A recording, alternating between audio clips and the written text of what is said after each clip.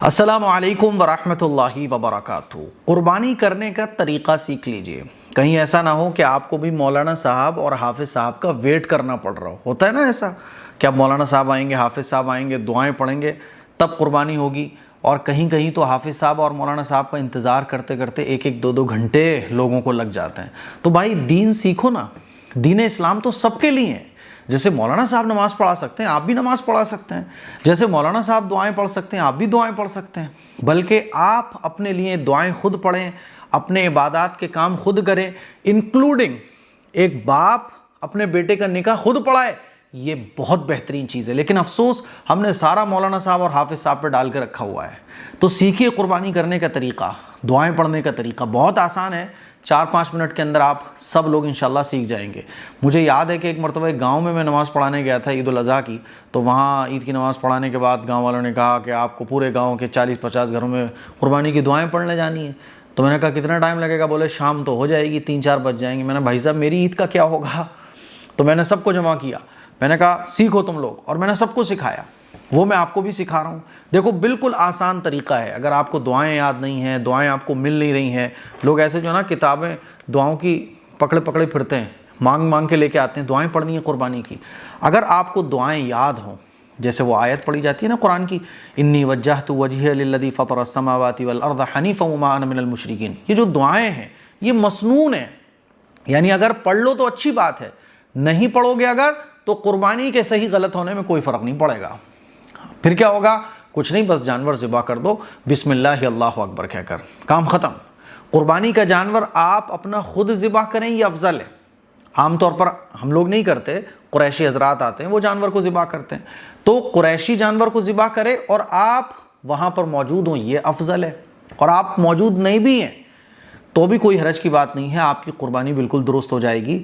قریشی بھائی کو جو بھی ذبح کر رہا ہو، کوئی بھی گھر کا آدمی ذبح کر رہا ہے، جانور کو ذبح کرتے ہوئے بسم اللہ اللہ اکبر پڑھنا بہت ضروری ہے۔ اگر بسم اللہ اللہ اکبر کوئی پڑھنا بھول جائے گا یا جان بوجھ کر چھوڑ دے گا آلس میں، تو پھر قربانی کا جانور، اس کی قربانی درست نہیں ہوگی۔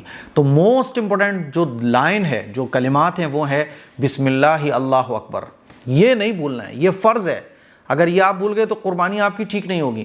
تو ذبح کرنے والے کے لیے ضروری ہے بسم اللہ اللہ اکبر پڑھنا، ٹھیک ہے؟ اس کے علاوہ جتنی بھی چیزیں ہیں وہ سنت ہے، مستحبات میں سے آتی ہیں۔ اب قربانی کرنے کا پورا طریقہ سمجھ لیجئے۔ دیکھیے بہتر یہ ہے کہ چھری وغیرہ آپ پہلے سے تیز کر لیں، جانور کے سامنے جانور کے سامنے چھری وغیرہ تیز نہ کریں۔ اسی طرح سے یہ جو دعائیں ہیں، ان دعاؤں کو آپ پہلے پڑھ لو۔ جانور کو تو جب لٹاؤ قربانی کے لیے تو فوراً ذبح کر دو۔ یہ نہیں ہونا چاہیے کہ پہلے جانور کو لٹا دیا، اب چھری اس کے گردن پہ رکھ دی، اب دعا پڑھ لیں صاحب، یہ نہیں بھائی، کیونکہ اللہ کے نبی صلی اللہ علیہ وسلم نے اس سے بھی منع فرمایا کہ جانور کے سامنے چھری کو تیز کیا جائے۔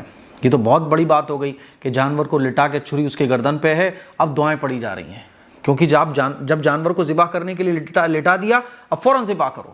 تو بہتر طریقہ یہ ہے کہ چھری وغیرہ دعائیں پہلے پڑھ لو۔ اب میں پورا طریقہ سمجھا رہا ہوں، ٹھیک ہے؟ آپ جانور کو قبلے کی طرف رخ کر کے لٹائیں، الٹی کروٹ پر، ٹھیک ہے؟ جانور کا جو منہ ہوگا وہ قبلے کی طرف ہوگا، اور آپ پھر چھری پہلے سے تیز کر لیں، اور جانور کو لٹانے سے پہلے ہی یہ دعائیں پڑھ لیں تو بہتر ہے۔ مان لیجیے ابھی جانور کو آپ لٹانے جا رہے ہیں تو اس سے پہلے ہی دعائیں پڑھ لیں۔ کون سی دعا پڑھنی ہے اسکرین پر آپ لوگ دیکھ سکتے ہیں۔ سب سے پہلے یہ دعا پڑھیں گے، اور دعا کوئی بھی پڑھ سکتا ہے، انی وجہت وجہی للذی فطر السماوات والارض حنیفا وما انا من المشرکین ان صلاتي ونسكي ومحیاي ومماتي للہ رب العالمین لا شریک لہ وبذلک امرت وانا من المسلمین اللہم لک ومنک بسم اللہ اللہ اکبر، ٹھیک ہے؟ اس دعا کو پڑھنے کے بعد اب بس آپ جانور کو جلدی سے لٹائیے قبلے کی طرف رخ کر کے، اور سیدھے ہاتھ سے بسم اللہ اللہ اکبر کہہ کر آپ جانور کو ذبح کر دیجئے، ٹھیک ہے؟ اور جتنی رگیں کٹنی ہوتی ہیں اتنی رگیں کاٹیے، ایسا نہ ہو کہ گردن بالکل الگ ہو جائے، جو رگیں ضروری ہوتی ہیں اتنی ہی کاٹیے، بس وہ قریشی حضرات جانتے ہیں۔ اور جب جانور ذبح ہو جائے اس کے بعد پھر آپ یہ دعا پڑھ سکتے ہیں، اللہم تقبل منی کما تقبلت من خلیلک سیدنا ابراہیم علیہ السلام وحبیبک محمد صلی اللہ علیہ وسلم۔ اور آپ اگر کسی دوسرے کی طرف سے قربانی کر رہے ہیں یا دعا پڑھنے والا کوئی اور ہے تو منی کی جگہ بولا جائے گا اللہم تقبل من خلیل، من یاسین، من زید، من سفیان، ہے نا؟ آپ من لگا کے اپنا نام لگا دیں گے، یا 7 لوگوں کے حصے ہیں تو من کے بعد ان 7 کے نام لیے جائیں گے۔ باقی میں نے پہلے ہی بتا دیا کہ اگر یہ دعائیں آپ کو یاد نہیں ہیں تو دل کی نیت کافی ہے۔ یعنی مان لیجئے ایک بڑا جانور ذبح کرنے آپ جا رہے ہیں تو آپ کی نیت کیا ہے اس میں، یعنی 7 حصے، کس کے 7 حصے، فلاں کے، تو سب کچھ آلریڈی دل میں ہوتا ہے نا، نیت ہوتی ہے کہ اس جانور میں ان لوگوں کے 7 حصے ہیں، یہ بکرا جو میں ذبح کر رہا ہوں یہ ان کے نام کا ہے، یہ دل میں ہوتا ہے نا، تو دل کی نیت کافی ہے، بس بسم اللہ اللہ اکبر کہہ کر آپ چھری چلا دیجئے اور جانور کو ذبح کر دیجئے۔ اگر آپ کو یہ دعائیں یاد نہیں ہیں تو مولانا صاحب کو، حافظ صاحب کا انتظار کرنے کی ضرورت نہیں ہے، آپ بسم اللہ اللہ اکبر کہہ کر جانور کو ذبح کیجئے، اور اگر یہ دعائیں پڑھ لیں تو بھائی بہت اچھا، سبحان اللہ، ٹھیک ہے؟ تو یہ دعائیں یاد کر لیجئے۔ مجھے امید ہے آپ کو قربانی کرنے کا طریقہ اچھے طریقے سے سمجھ آ گیا ہوگا۔ اب قربانی کے جانور میں کتنے حصے کیے جاتے ہیں، گوشت سارا کا سارا ہم رکھ سکتے ہیں، یہ بھی انشاءاللہ میں آپ کو اور بھی مسئلے بتاتا رہوں گا کہ کون سے حرام اعضاء ہوتے ہیں جانور میں، قربانی کے گوشت میں سے ہم کیا کھا سکتے ہیں کیا نہیں کھا سکتے، یہ سب انشاءاللہ میں آپ کو بتاؤں گا۔ دعاؤں کی گزارش ہے اس کلپ کو شیئر کریں، دوسروں تک پہنچائیں۔ السلام علیکم ورحمۃ اللہ وبرکاتہ۔